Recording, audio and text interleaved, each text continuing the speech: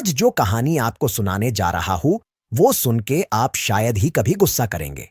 एक बार एक लड़का एक स्कूल में एडमिशन लेने आया। उस स्कूल का एक नियम था कि हर छात्र को क्लास शुरू होने से पहले ध्यान करना पड़ता था, लेकिन लड़के को इस नियम के बारे में पता नहीं था।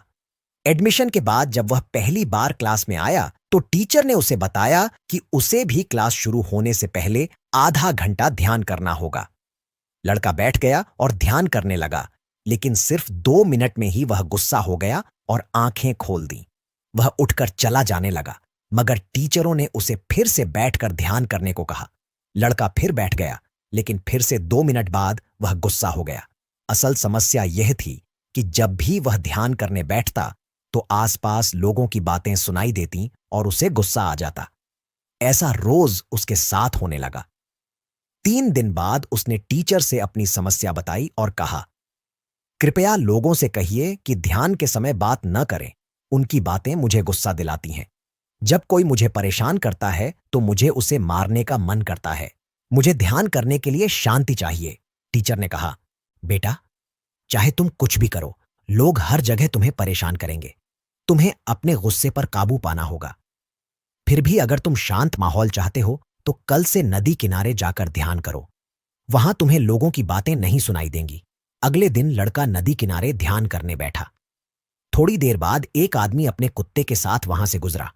कुत्ते की आवाज से लड़के का ध्यान भंग हो गया और उसे फिर गुस्सा आ गया। ऐसा लगातार 3 दिन तक हुआ। तब लड़के ने सोचा, क्यों ना मैं नदी के बीच नाव लेकर चला जाऊं, वहां तो कोई परेशान नहीं करेगा।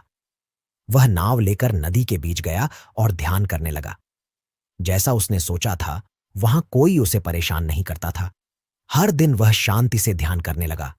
लेकिन एक हफ्ते बाद जब वह नदी के बीच ध्यान कर रहा था, अचानक उसे छप छप की आवाज सुनाई दी। आंखें खोलीं तो देखा कि एक नाव उसकी ओर आ रही है। वह चिल्लाया, अपनी नाव यहां मत लाओ, मैं ध्यान कर रहा हूं। कोई जवाब नहीं मिला। वह फिर चिल्लाया, मगर नाव पास आती रही और अंत में उसकी नाव से टकरा गई। अब लड़का बहुत गुस्से में था। उसने सोचा, जो भी इस नाव में है, मैं उसे छोड़ूंगा नहीं। लेकिन जब वह नाव के पास पहुंचा तो देखा नाव खाली थी। उसका गुस्सा तुरंत शांत हो गया। तभी किनारे से एक आदमी दौड़ता हुआ आया। लड़के ने सोचा, जरूर ये नाव इसी की होगी। वह फिर गुस्से से चिल्लाने लगा, लेकिन उस आदमी ने कहा, ये नाव मेरी नहीं है, मैं तो बस रास्ता पूछने आया हूं और तुम मुझ पर चिल्ला रहे हो। ये सुनकर लड़के का गुस्सा फिर से शांत हो गया।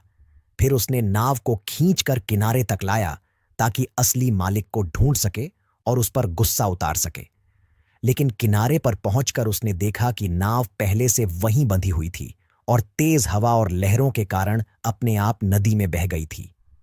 अब लड़के का गुस्सा पूरी तरह खत्म हो गया।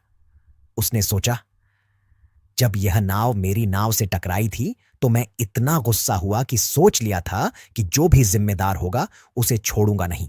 लेकिन जब पता चला कि नाव खाली है, मेरा गुस्सा गायब हो गया।